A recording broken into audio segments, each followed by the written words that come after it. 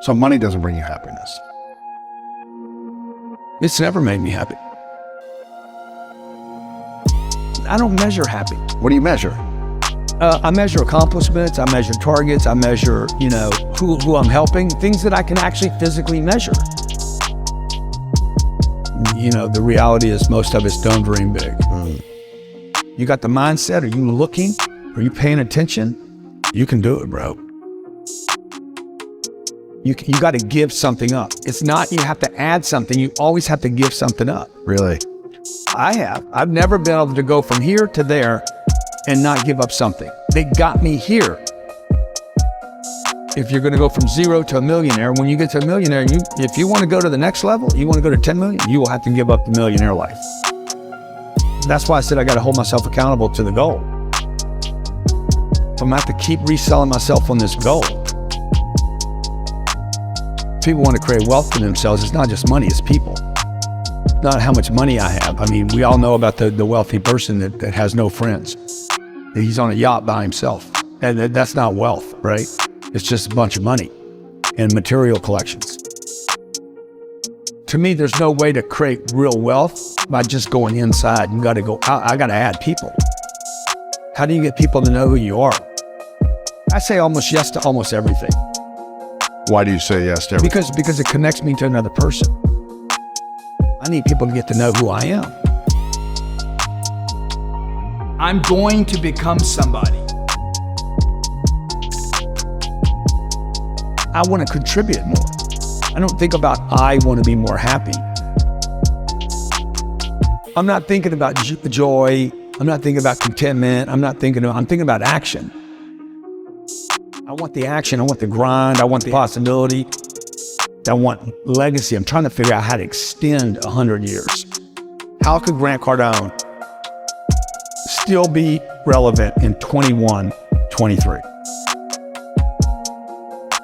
Do I want more happiness? Dude, I want more time is what I want. And I want more health. Would time and health bring you more happiness? As long as I have people around me that I want to be around. I don't like being around people that don't do stuff. I don't like people that talk about doing something and don't. I don't like being around people that can't pay bills and can't throw in and can't contribute, because I know they can. Most of the people watching right now, everything you have budgeted for in your life, you can pay for. It's the things you didn't budget for, the big dream. But everything else, you got covered. Everything people pay attention to. House note, car note, electric bill, water bill, basics. Everything gets covered. What if you just added a whole bunch of other stuff to the list? What if we were all brought up to say, hey, we're going to cover all this stuff? People will be even more productive. What would you say are the top 3 ways, the best ways to multiply money then? Get rid of it. You got to get rid of it. First, you got to make it. I got to collect it. I got to collect some. Then I got to figure out, okay, this pays for this basic living. Everything above that, don't spend any more money. Like the rest of it, if this is $4,000 and I make 7, the entire 3 has got to go into investments. Every month. Every single month. At some point, you got to quit being a saver. You got to start being an investor. This is what we should have been taught in school, man.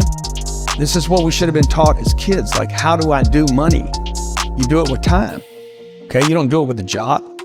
You're not going to get $823,000 a year at a job. There's no job that's going to hire you and pay you $823 without you having to go back to college and spend time and invest money. Just doesn't work like that. What do you think people in the middle class are doing that they should shift in their mindset in order to start getting out of that? Well, you don't borrow money to go to college. Why would you trade 5 or 6 or 7 years of the income? Time is money. So I wouldn't go to college. I would never buy a home.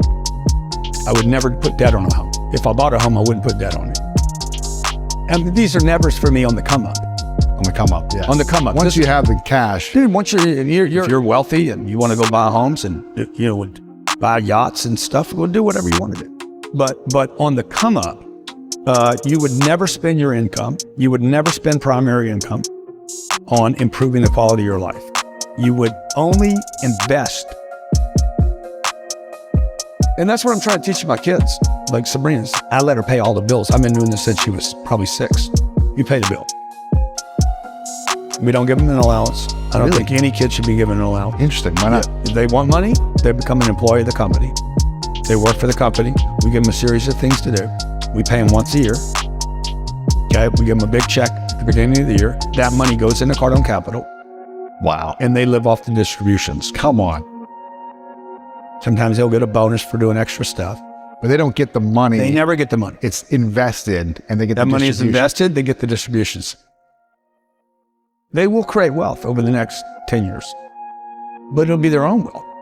It's not something I gave them. If you could only teach your kids 3 lessons about money, Yeah. what would those lessons be? People. Number one, meet people. No one's a stranger. The money's a people game. 2, once you get it, don't lose it. And number 3, invest in things where you can never lose your capital. Now, the person watching this, she's a waitress and she's got 2 kids at home. She's like, I'm never gonna make 800. It's because you already gave up on the idea. Like you never said that's the target. And you keep thinking you gotta wait tables. And you quit already. How many people are in debt in America? 40% of people that make $1 million a year still are living paycheck to paycheck. 40%? 40%. But that's not because of inflation. That's because they spent money they shouldn't have spent. They thought they were entitled to because they're millionaires. They live above their means. They live above their investments, not their means. How can we shift the relationship to money that we have so we can have a better experience emotionally and spiritually about money? Anything you're hiding, you're going to have problems with. The secret keeps you sick. First thing I look at every day is my money. I have a great relationship with my money.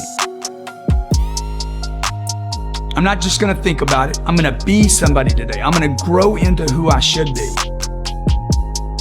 What I've done already is impossible. From where you came from and all these From things. where I yeah. came from, I should be dead. I should have been dead at 25 years old. Or in jail. Messed up forever. Instead I became this guy. And I mean, I'm grateful. And I don't know that I had any breaks. When people say, oh, you had luck, I'm like, You grinded. right. I've been grinding. And I'm proud of the grind. But I wanted to turn into something more than money. I'm going to feel good about a lot of places I go to and a lot of people I meet. Because I made more contributions than I didn't. I gave more than I took.